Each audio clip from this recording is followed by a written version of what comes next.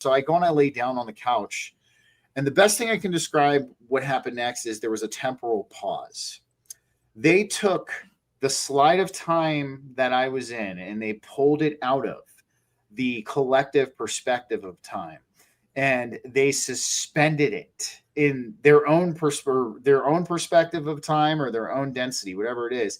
And then this entity came out of the wall, out of my living room wall, and it was an Elohim. It was looked very similar to the first entities that I encountered with, and again, we were communicating with that emotional telepathy, and I understood it this time because of the last time, so I started communicating back with it. And it told me, Stephen, you have to remember. You have to remember. Here we go again, the remembering coming out. The remembering. And I was like, remember what? And he said, you are an Elohim.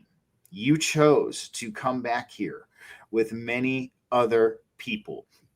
And were many others, and to help assist us on the earth plane. I remember I looked at it and I communicated it with the emotional telepathy.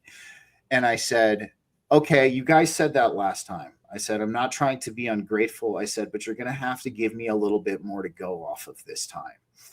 And so then it proceeded to give me a complete life's breakdown.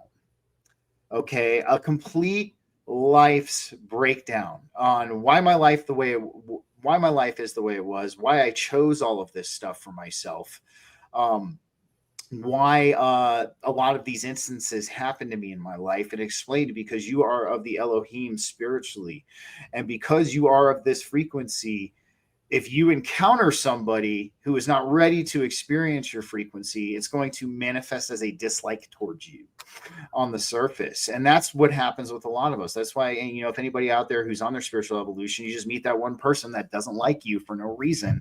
That's exactly what's happening. Is your frequency they're not ready for it.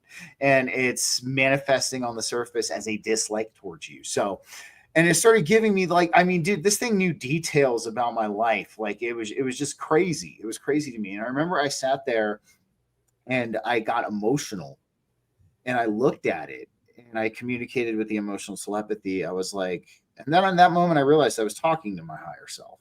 That's who I was communicating with at that time. And I said, I want to thank you for this.